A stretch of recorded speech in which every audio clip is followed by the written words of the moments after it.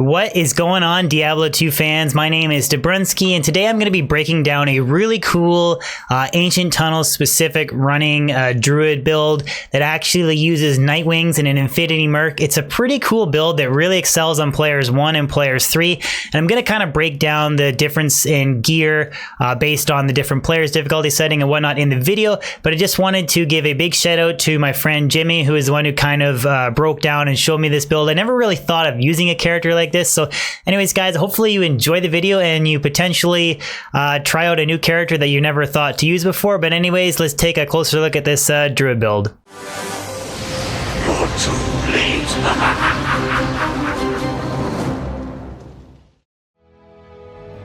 Okay guys, so before I go into more specific detail about this character build, there's just a few points that I wanted to discuss. And the first is that this character build is really centered around farming one particular area of the Ancient Tunnels on players 1 or players 3 difficulty.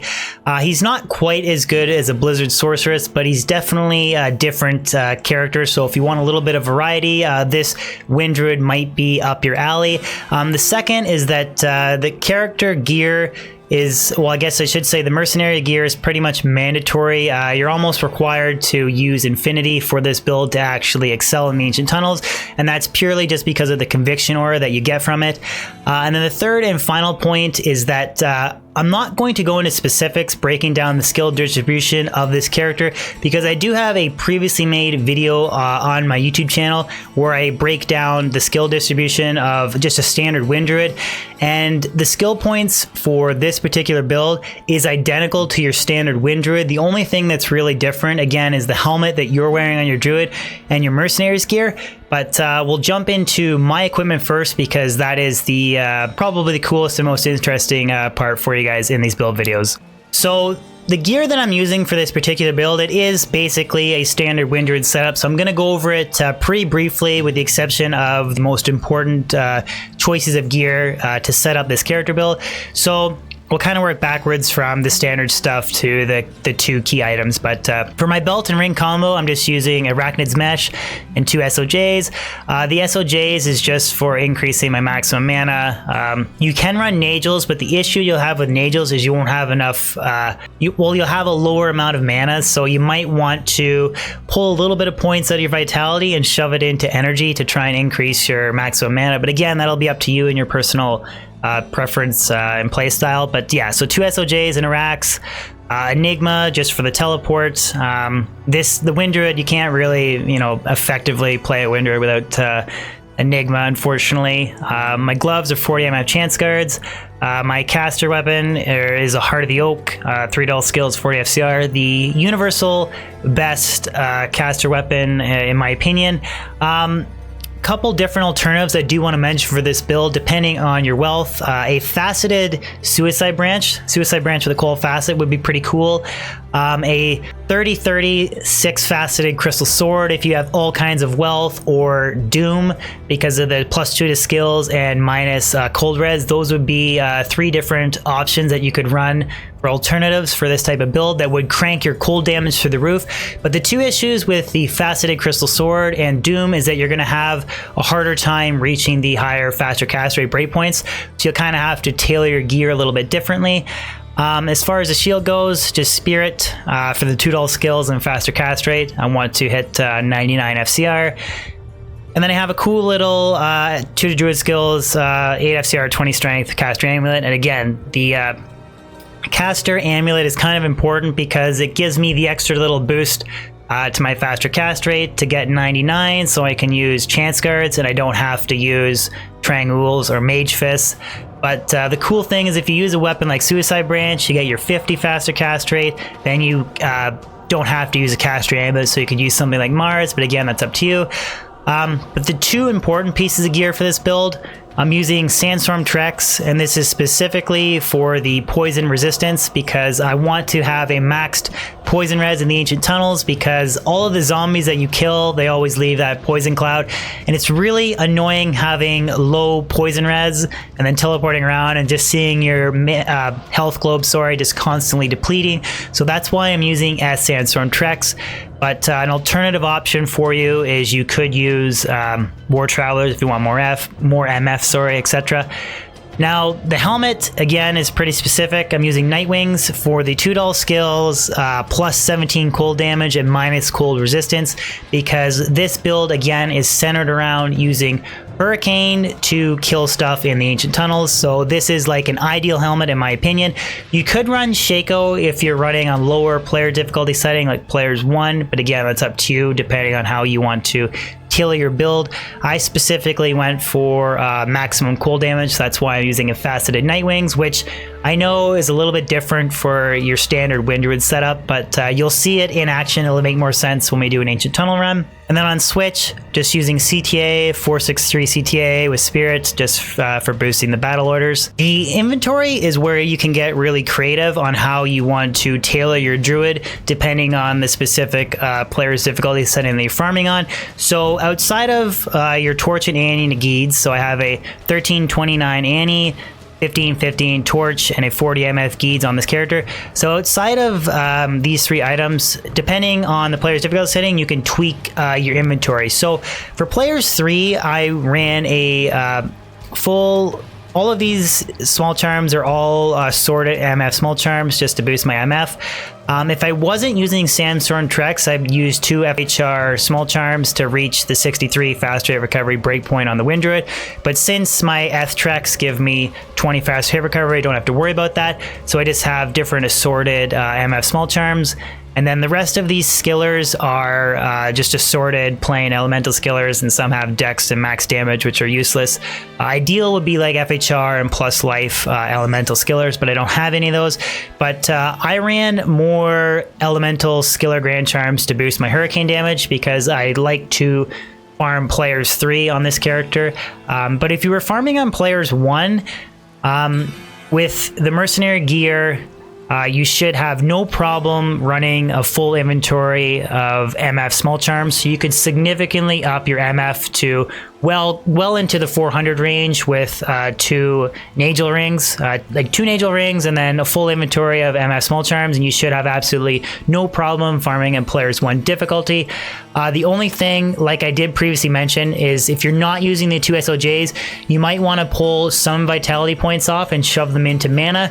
Now I know that sounds kind of backwards from the traditional Max Vita character setup, but with Oak Sage and a certain amount of points of vitality, 3,500, 4,000 vitality is tons for players 1 difficulty. You don't have to have 5 and 6k health, so you can pull some of those points out and put them into your mana pool, again depending on how you want to tailor the build. Okay, so the last thing to go over is the mercenary gear. Now I'm going to go over it really quickly because I feel like a lot of Merc builds, they really follow the same kind of generic build plan. They don't really differ too much. Kind of like a life leech helmet, treachery or fortitude for the armor, and then a specific weapon, which this Merc build follows that same pattern. But I will point out that I'm using an Act 2 offensive mercenary from Nightmare. That's specifically for the Might Aura to boost his damage output. But I did want to point out that a cool alternative would be the Act 2 Nightmare defensive Merc for the Holy Freeze Aura. That would be really good for crowd control. Depending on your build, like if you wanted to go more crowd control and then use fortitude for damage, again, it really depends on how you want to tailor it, but either one of those options would work, the Holy Freeze or Might, but I'm specifically running Might on this build. Now, as far as the body armor and helmet goes, just using Treachery and an Eth Wormhide, and then a plain Ethereal Crown of Thieves. Again, Crown of Thieves is just my source of life leech. I haven't even socketed it with anything yet. Then Treachery is just nice for the increased attack speed. You can hit faster, leech more.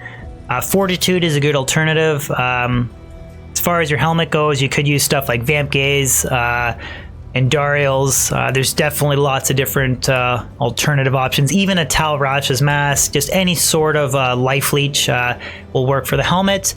And again, like I mentioned earlier, at the start of this video, this whole build is centered around using Infinity, and that's specifically for the Conviction Aura, which reduces the cold resistance on monsters, which in turn increases the damage output of our Hurricane, which again, this build is focused around upping the damage and relying on Hurricane in the Ancient Tunnels to do all the work for us. But yeah, that basically covers the Mercenary gear. So now I'll show you guys a example run. First, we'll do a player's 1 difficulty run, and then we'll do a player's 3 difficulty, just so you can get an idea of what this character is like in the Ancient Tunnels.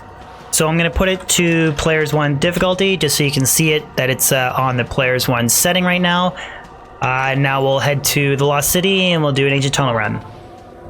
Now I prefer to double buff, so I do my battle command, battle orders first, then my summons, and then I rebuff again. That's totally up to you. It takes longer, but depends on what you feel like doing.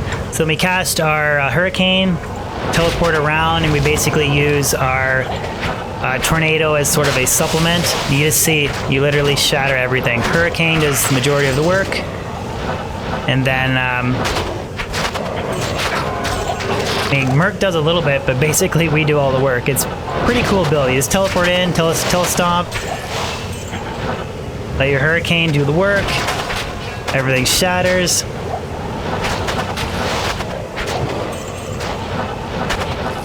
Definitely a pretty effective build. I'm just basically bouncing back and forth between champions and boss packs, but there's a rare set Amuletta, Tankreds. The only thing is you want to make sure that you're constantly keeping up on your Hurricane, keeping it casted, because it's doing the majority of the work for us.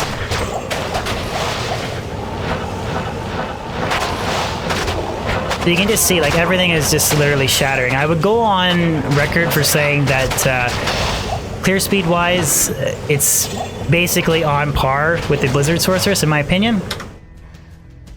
So on player's 1 difficulty is at least. So that is a player's 1 difficulty run. Now I'll do a player's 3. So we'll head back to Act 1. It's just kind of a shortcut way of getting to the Lost City quicker.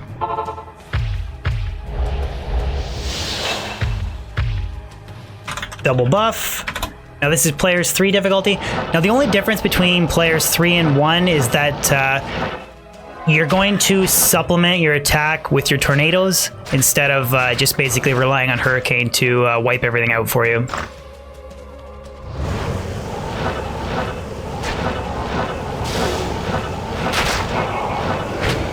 Oops, I was on my wrong switch there, so I was teleporting a little slow. If I can find some champion packs here.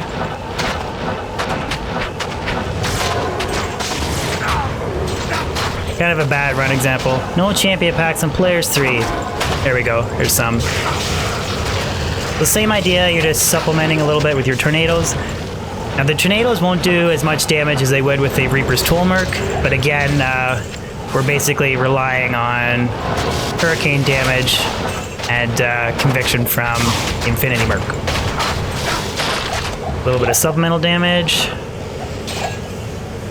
I'll do one more player's 3 run, because that was kind of a bad example, I think. Wasn't really a lot of champion packs there, so we'll do one more run, just to show you guys. Can I take you?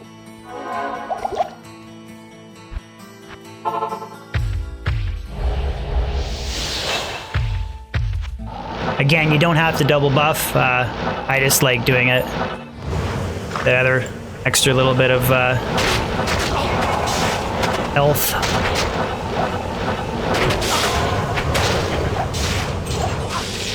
Ooh, or Spike. Rainbeak. This is where I need to drop my Crown of Ages. Gotta drop 201 sockets COA during a build video.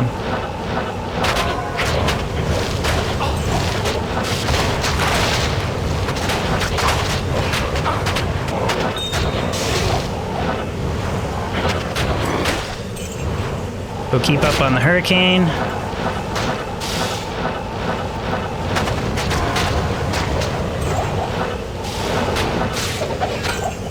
Well, guys, there you have it. I hope you enjoyed the video and you might have potentially discovered a new character to play for fun. Again, I just wanted to say a big shout out and thanks to Shootin' Jimmy's, who good friend of mine who kind of suggested and showed me this build. I honestly never thought of running a character like this, but it is very effective in my opinion.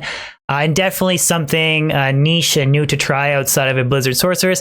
But anyways, guys, really hope you enjoyed the video. If you could throw a like on it and share it, and even consider subscribing if you're new to my Diablo 2 YouTube channel. I post new weekly content and stream every week, so there's always new stuff to look forward to on this channel. But anyways, guys, the support does mean a lot, so thank you very much, and I'll see you on my next stream or my next YouTube video. So have a good one, guys.